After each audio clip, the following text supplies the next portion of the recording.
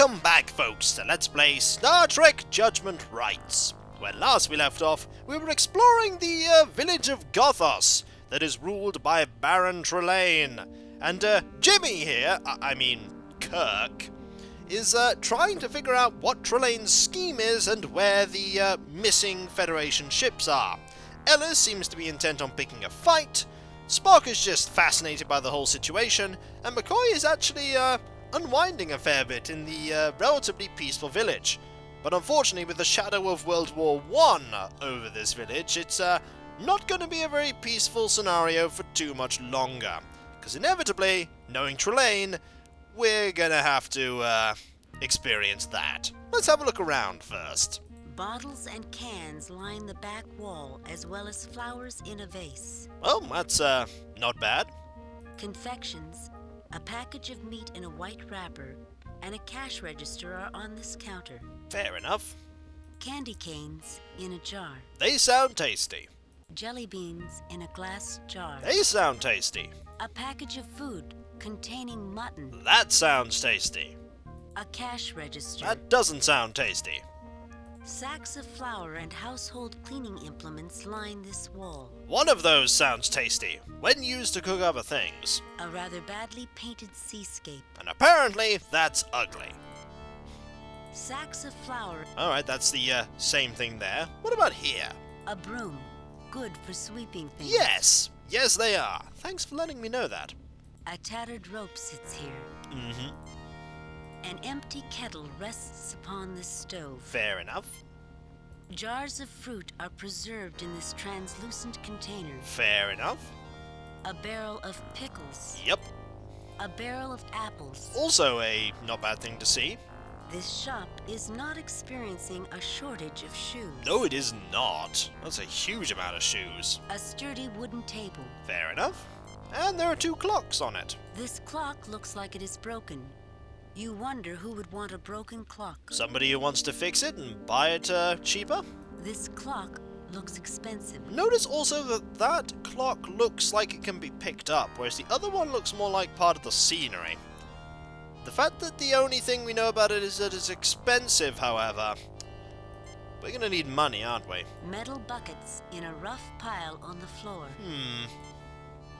Pans, dishes, and lamps line this wall. Okay, what about this? A small stepladder to help the shopkeeper reach the upper shelves. Let us look at this shopkeeper. This boy looks like he's anxious to make a sale. Let us help him with that. Hi, can I help you? Yes, you can. What do you want for that broom? Good question. That old thing. I can give it to you now. You can pay me later. I'm sure my boss, Mr. Uland, won't mind. I'm pretty sure he will, considering the fact there's a high chance we might never pay you for it. But we'll take the broom. You're not a very good shopkeeper, are you? You just gave us that for free. Hi, can I help you? Mm-hmm. I see you're selling food packages. You are. Can I have them? You look hungry. Sure, have it. Pay me later. You are really the worst shopkeeper. You've just given me that for free, too. Anything else we can have for free? Hi, can I help you? Is that a coil of rope over on the wall? Why, yes it is. Are we going to get it for free? That rope? No one ever buys rope. Go ahead and take it. Excellent. You are literally the worst shopkeeper ever. Really. Hi, can I help you? What do you want for those shoes? You just gonna give me all of the shoes? I'm sorry, but those shoes have already been paid for. They've already been paid for. Okay, fair enough. Fair enough, we can't get any shoes. It's okay, we all have shoes anyway. Hi, can I help you? What do you want for those shoes? That really is a beautiful clock. It is! Are you going to give us the really expensive clock? It sure is. I can let you have it. Pay me later. Or maybe not. Mr. Uland wouldn't like me to give away something that expensive on a promise. As opposed to the mutton, and the broom, and the rope. So, we need money. Hi, can I help you? What do you want for those shoes? Can you tell me how to make money around here? That's a good idea. Obviously, this guy's brilliant at making money. Or not. Sure, have some money. Oh, I don't have any. I wonder why. Okay, a few things are wrong with that statement. First, you were just gonna give me money. Let me guess, pay you back later? Secondly, you don't have any money. What if somebody wants change?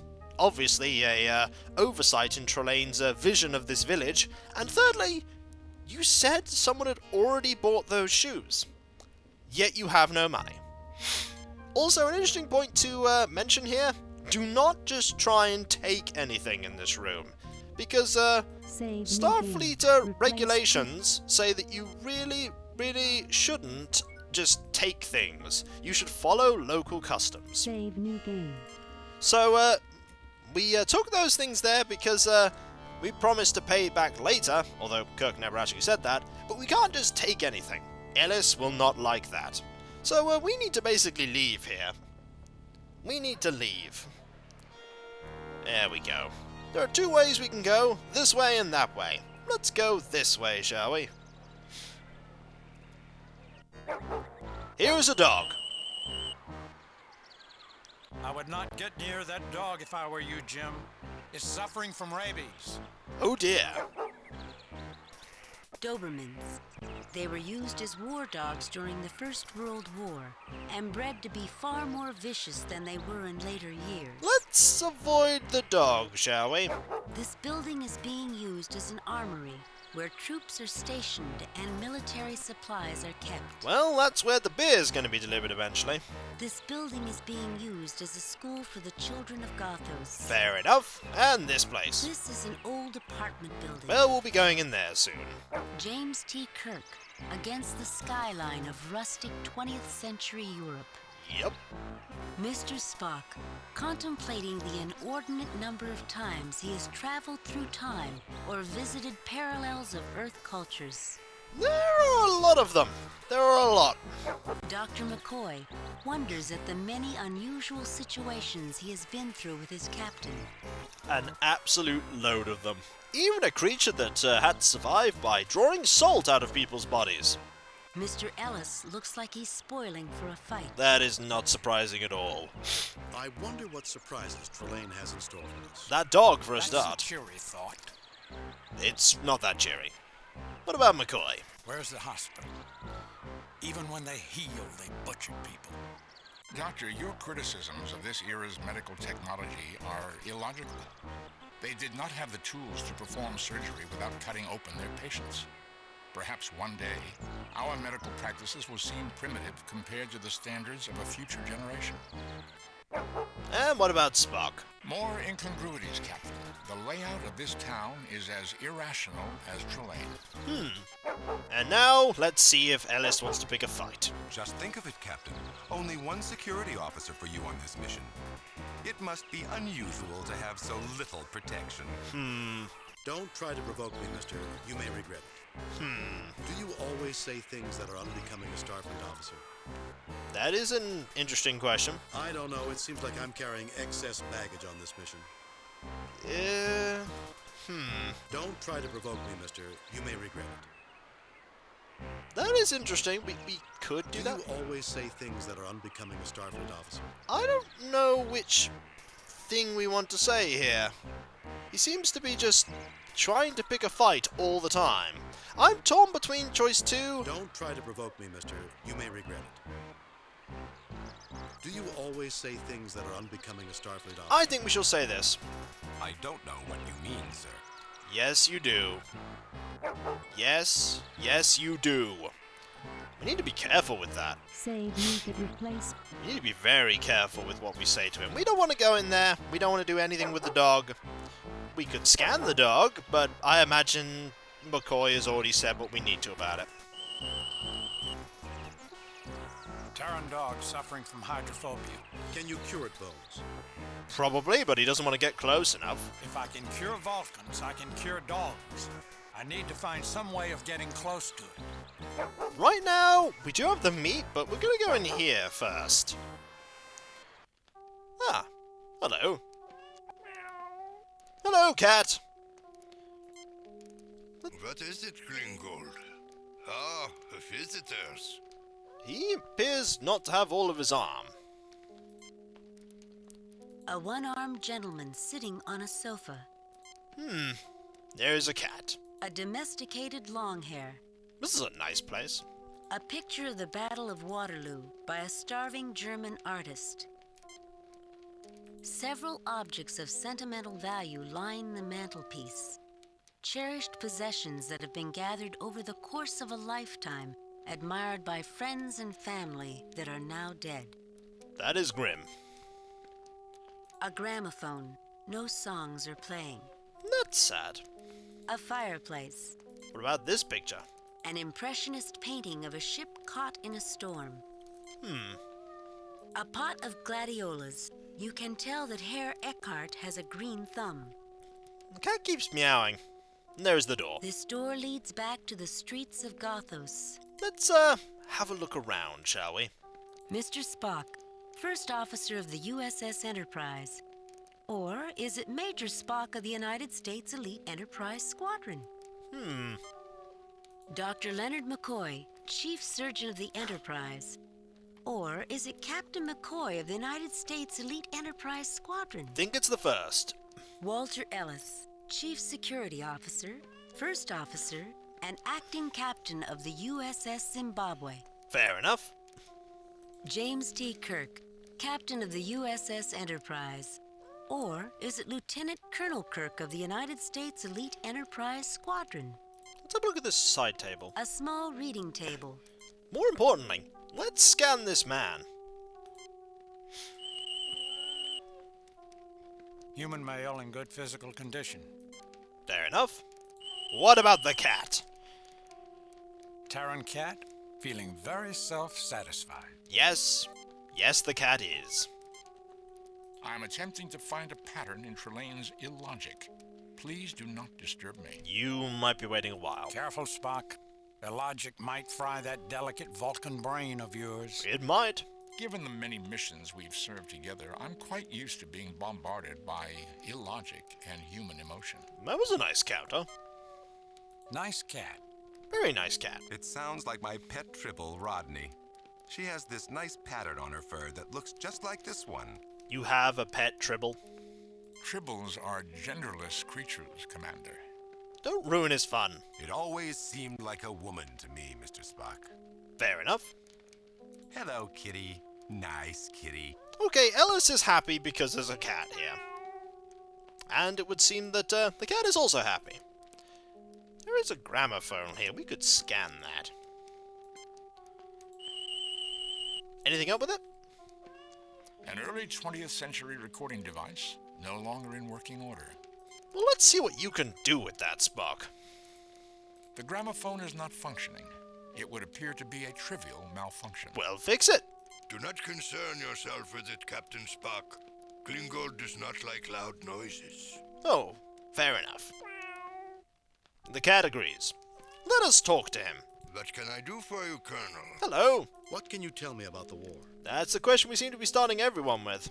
We are a nation of warriors, Colonel. Like your America, we were born in war. We believe that military might gives men the right to take what they want. What about diplomacy? I wish we understood it better, Colonel. The pieces of paper that our diplomats sign have too little meaning. If we paid more attention, we could have prevented this latest mad conflict. I lost my grandson at the Marne. What can I do for you, Colonel? Well, you can answer more questions for me. What can you tell me about the war? Not that one. I noticed that you have only one. We could say that? What can you tell me about Trelane? That's a better question to start with. Ah, yes, the glorious Baron. I'm a lowly soldier, retired and alone except for Klingold. I don't think I can tell you anything about him. I'm sure you can. What can I do for you, Colonel? What can you tell me about? I know. What can you tell? Where can I go to earn some money? Good question. I might be able to give you some money, Colonel. If I could think of something useful that you could do for me.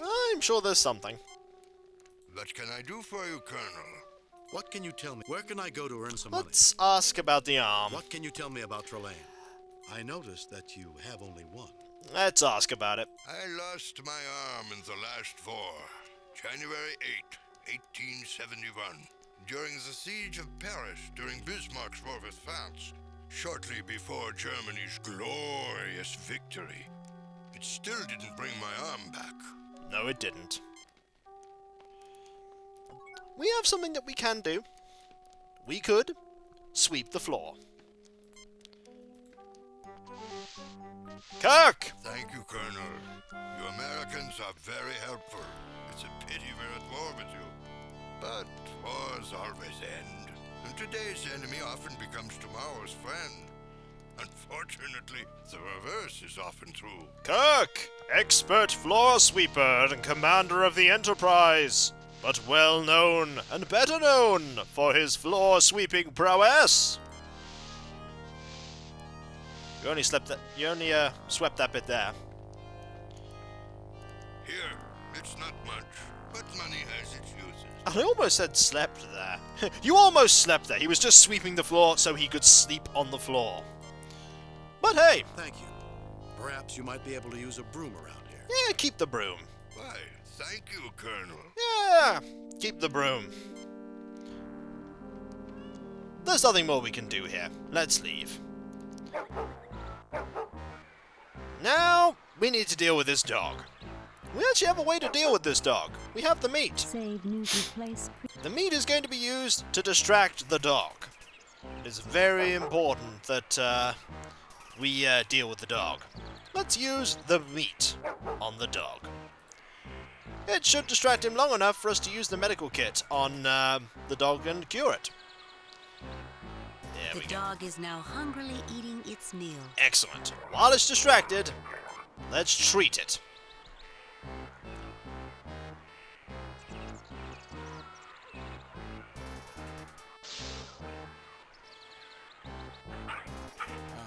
Another satisfied patient. Excellent. And now, we don't have the peril anymore. The peril is gone. Also, what's this? This building is being... Now, I thought I could look at the design here and see what it was. But we have now overcome the dog. We most certainly did not want to earn the ire of the dog. Let's go into the school. And remember, democracy is weak. It relies on the votes of the foolish masses who are incapable of choosing strong leaders. Constitutional government fosters weakness. The rejection of republicanism is what won the last war for Germany, and it will bring us victory over these stupid Americans. We might need to talk to this man. That's not what they told us at the academy. Indeed it wasn't. Let's talk to him, shall we? Captain Hauptmann. Looks like he'll fit right into German society in 20 years. Let's talk to him, shall we? Boys and girls, let me introduce you to an example of inferior Republican stock. Lieutenant Colonel Jimmy Kirk. Tell us, Kirk, how can you defend the ludicrous American system? Let's try. I see no reason to defend anything, Captain. These children are, in spite of your efforts to indoctrinate them, quite capable of growing up to become adults who will make up their own minds. That's one option. I am not interested in a debate, Hauptmann. If your system is so superior to America's, how come you're losing the war? That's not a good argument. Why don't we put it up to a vote? You have a choice between a system that gives you leaders who will oppress you for life, or a system which, imperfect though it may be, allows you to influence your leaders and gives you a chance to bring them to account. Vote's probably a good idea. I see no reason to defend anything, Captain. These children are, in spite of your efforts to indoctrinate them, why don't we Let's put it do up that to a one. vote? Let's do that. You have a choice between a system that gives you leaders who will oppress you for life, or a system which, imperfect though it may be, allows you to influence your leaders and gives you a chance to bring them to account. That's a good plan. Let's have a vote. All in favor of Hauptmann's system, say aye. How many? Aye! 1. All in favor of my system, say aye. I think we're going to win this. Aye! Yep, that's 3 versus 1. It appears that they don't want what you offer them, Hauptmann. Indeed they don't. I will not tolerate such insults. The Baron will make you all pay. He might very well. And off he goes. Jim, wasn't that a violation of the Prime Directive? Dr. McCoy, this is clearly an imaginary culture with no real existence. The Prime Directive cannot be reasonably extrapolated to affect such a culture. Well played, Mr. Spock. Well played. So, we're in the schoolhouse. But what we'll be doing here, we'll have to wait until next time. For when we come back, folks, we'll talk to all of the people in the class, and the teacher, and look at this painting. And that clock. And those blocks. And this chalkboard that apparently is really important. So, I'll catch you next time, folks. And I'll see you then. Later.